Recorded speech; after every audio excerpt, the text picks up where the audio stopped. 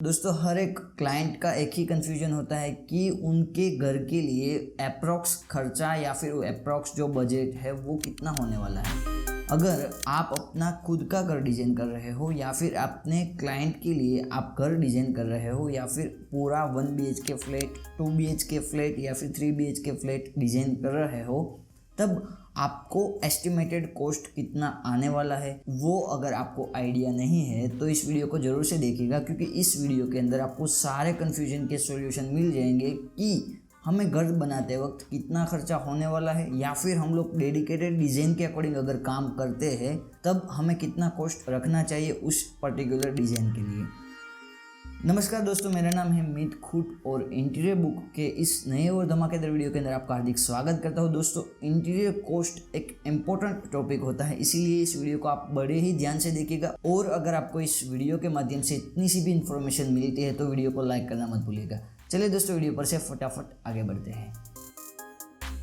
जब भी हम लोग घर के लिए कॉस्टिंग निकालते हैं तब सबसे इम्पोर्टेंट चीज़ होती है हमारा जितना भी इंटीरियर का जो चीज़ आ रहा है वो। अभी उसके लिए हमें सबसे पहले तो हमारा जो कॉन्सेप्ट है, हमारा जो थीम है जिसके ऊपर हम लोग हमारा जो घर या फिर रूम डिज़ाइन करने वाले हैं वो क्लियर होना काफ़ी ज़रूरी होता है, क्योंकि कॉन्सेप्ट के ऊपर हम लोग पूरा घर का डिज़ाइन तय करते हैं, डिसाइड करते हैं कि हम लोग कौन सी दीवार पर क्या क्या चीज़ें करने वाले हैं, किस टाइप का हमारा फर्नीचर आने वाला है या फिर किस टाइप का हमारा कलर कॉम्बिनेशन आने वाला है। उसके अकॉर्डिंग हम लोग पूरा लिस्ट बनाएंगे कि हमारे डेडिकेटेड लिविंग रूम के अंदर कितनी चीज़ें आने वाली है। उसके अकॉर्डिंग हम लोग उसका बजट निकालेंगे और फाइनल हमारा जो कॉस्टिंग है वो हमारे सामने आ जाएगा। लेकिन सबसे फर्स्ट चीज़, अगर आपको खुद से घर डिज़ाइन करना है तब आपको पहले से डिसाइड होना काफ़ी ज़रूरी है कि आपको आपके घर की किस दीवार के अंदर क्या क्या चीज़ें करने वाले हो, किस जगह पर हमारा सोफ़ा या फिर सीटिंग आने वाला है, किस जगह पर हमारा किचन या फिर टेंडम वगैरह आने वाले हैं या फिर कहाँ पर हम लोग टीवी यूनिट वगैरह डालने वाले हैं। उस सारी चीज़ों के बाद हम लोग कौन से थीम के ऊपर काम करने वाले हैं या फिर हमारा जो कॉन्सेप्ट है, हमारा जो डिज़ाइन का कॉन्सेप्ट है वो किस टाइप का आने वाला है। अगर हम लोग मिनिमल या फिर मॉडर्न लुक के ऊपर जाने वाले हैं तब हमारा कॉस्टिंग जो है वो थोड़ा डाउन आ सकता है अगर हम लोग ला सके तो। अगर हम लोग ट्रेडिशनल लुक पर जाएंगे तो थोड़ा कंपैरिजन टू मॉडर्न लुक, उसके कंपेयर में अगर हम लोग ट्रेडिशनल पर जाएंगे तो थोड़ा कॉस्टिंग हाई हो जाएगा।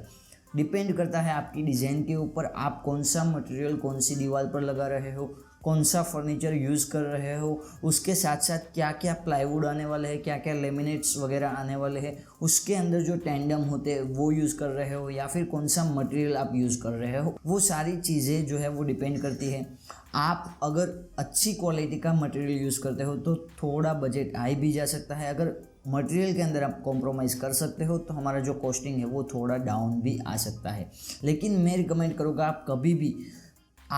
कभी भी जो मटेरियल के साथ कॉम्प्रोमाइज़ है वो मत कीजिएगा, क्योंकि लॉन्ग टर्म में वो आपके लिए ही नुकसानदायक है।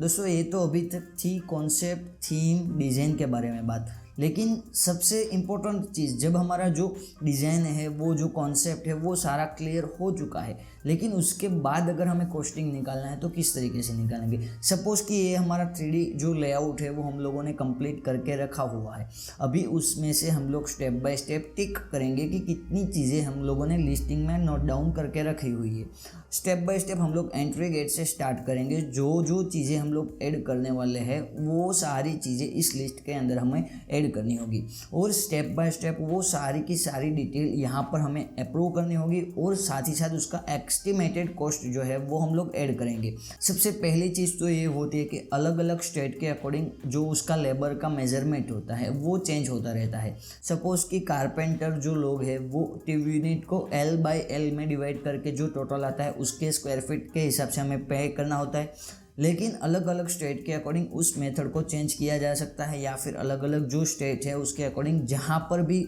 जो कारपेंटर के जो मेजरमेंट होते हैं उसके अकॉर्डिंग हमें काम करना होता है। लेकिन एक स्टैंडर्ड साइज़ भी होता है जो आप यूज़ करवा सकते हो या फिर हम लोग टंकी में भी जो है वो काम करवा सकते हैं। लेकिन सबसे इम्पोर्टेंट चीज़ आपको लिस्ट को नोट डाउन करना होता है और लिस्ट हो जाने के बाद आपको एस्टिमेटेड प्राइसिंग लिखना होता है। दोस्तों सबसे इम्पोर्टेंट चीज़, जब भी हम लोगों को मार्केट सर्वे का इतना नॉलेज नहीं होता है या फिर हमें किस प्रोडक्ट के हिसाब से हमें कितना पे करना है, वो जो एक्चुअल प्रोडक्ट की प्राइस है वो हमें मालूम नहीं है, तब हम क्या कर सकते हैं, उसके लिए इम्पोर्टेंट टिप्स है कि आप लोग ऑनलाइन वेबसाइट्स जैसे कि अमेज़न हो गया, इंडिया मार्ट हो गया या फिर justdial.com हो गया, ऐसी वेबसाइट की हेल्प से आप जो है वो मार्केट में किस प्रोडक्ट की कितनी प्राइस चल रही है उसके अकॉर्डिंग हम लोग एस्टिमेटेड कॉस्ट के लिए प्राइस निकाल सकते हैं और उसका टोटल करके हमारा जो फाइनल कॉस्ट है वो निकाल सकते हैं। सपोज़ करो कि आपके मार्केट में कर्टेन की जो प्राइस है वो 8,000 रुपीज़ है, तो अगर हम लोग वहाँ पर रह करके अमेज़न, इंडिया मार्ट या फिर जस्ट डायल में कहीं पर भी सर्च करेंगे तो ऑटोमेटिक हमारा जो एस्टिमेटेड कॉस्ट है वो सामने आ जाएगा कि हमें इतना कर्टेन, इतने बाय इतने का मटेरियल और इस टाइप का कर्टेन है, तो हमें हमारा जो घर है उसके लिए मंगवाना है, अगर हमें इंपोर्ट करवाना है तो कितने में फाइनल हमें पड़ेगा और हम लोग इस टाइप का जो कर्टेन है वो यहाँ पर यूज़ कर सकते हैं। इन शॉर्ट कहने का मतलब यही होता है कि अगर आपको बजट कम करना है तो हम लोग मटेरियल को चेंज कर सकते हैं, अदरवाइज हमें जो मटेरियल है उसका ही कॉस्टिंग निकालना है, तब हमें सिर्फ और सिर्फ पहले लिस्ट बना लेना होता है। सपोज करो कि आपने पीओपी का लिस्ट बना लिया, वायरिंग का लिस्ट बना लिया, लाइटिंग का लिस्ट बना लिया और फर्नीचर का लिस्ट भी बना लिया, फ्लोरिंग, कर्टेन, सोफ़ा, मैट्रेस, बहुत सारी ऐसी चीज़ें आती है जो हमें एस्टिमेटेड कॉस्ट के अंदर डालना काफ़ी ज़रूरी होता है। और साथ ही साथ आपको एक चीज़ का और ध्यान रखना है कि आपका जो कॉस्ट है उसमें कई सारे ऐसे कॉस्ट आते हैं जो साइलेंट कॉस्ट होते हैं, मतलब कि इसमें जो लगेज चार्ज है वो आपने नहीं गिना होता है या फिर उसका ट्रांसपोर्टेशन का जो भी खर्चा होगा वो भी आपने नहीं गिना होता है, या फिर अगर डैमेज चीज़ हो गई तो उसका भी रिस्क रहता है। यानी कि आपको वो सारे खर्चे या फिर जो भी साइलेंट खर्चे हैं उसको भी एस्टिमेटेड कॉस्ट के अंदर अप्लाई करना होता है, तब जाकर के आपका जो फाइनल एस्टिमेटेड कॉस्ट है वो आप निकाल सकते हो। अगर हमें 2 BHK या फिर 3 BHK क्रिएट करना है तब हम लोग जितना कॉस्ट हमें 1 BHK में 1 बेडरूम का लगा है उसका डिवाइड बाई 2 या फिर 3 कर सकते हैं, क्योंकि उसमें जो है वो थोड़ा बहुत ही डिफरेंस रहता है, ज़्यादा वेरिएशन प्राइसिंग के अकॉर्डिंग अगर हम लोग देखने जाए तो नहीं आता है। दोस्तों अगेन एक बार मैं रिपीट कर देता हूँ, सबसे पहले हमारा कॉन्सेप्ट या फिर थीम जो है वो डिसाइड होना काफ़ी ज़रूरी होता है। उसके बाद हम लोग उसके लिए डिज़ाइन क्रिएट करते हैं, या फिर आप खुद एक क्लाइंट हो, आपको नहीं मालूम कि किस तरीके से कॉन्सेप्ट क्रिएट किया जाता है, किस तरीके से डिज़ाइन क्रिएट किया जाता है, तो ऊपर आई बटन में आपको एक वीडियो मिल जाएगा या फिर डिस्क्रिप्शन में हमारा कॉन्टैक्ट नंबर भी मिल जाएगा, वहाँ पर जाकर हमारा कॉन्टैक्ट कर सकते हो, आपकी पूरी हेल्प कर देंगे। दोस्तों एस्टिमेटेड डिज़ाइन क्रिएट करने के बाद हम लोग लिस्टिंग बनाएंगे कि हमारे घर के अंदर कितनी चीज़ें यूज़ होने वाली है, या फिर हम लोग कौन कौन से चीज़ों या फिर मटेरियल यूज़ करने वाले हैं हमारे डिज़ाइन के अंदर, और उसके बाद मार्केट सर्वे करके आपको एस्टिमेटेड कॉस्ट का सारा प्राइसिंग लिखना है। और साइलेंट खर्चा भूलना नहीं है आपको, क्योंकि जो साइलेंट खर्च जो है वो आपको ज़्यादा कभी कभार लग सकता है, इसीलिए आपको साइलेंट कॉस्ट जो भी है, मतलब कि लगेज चार्ज या फिर ट्रांसपोर्टेशन खर्च, वो सारा आपको लिख लेना है और उसका टोटल जो भी आएगा वो आपका एस्टिमेटेड कॉस्ट हो जाएगा। चलिए दोस्तों ऐसे ही अगले वीडियो में मिलेंगे, तब तक के लिए बाय बाय, टेक केयर। आपका दिन हमेशा के लिए शुभ रहे। जय हिंद दोस्तों।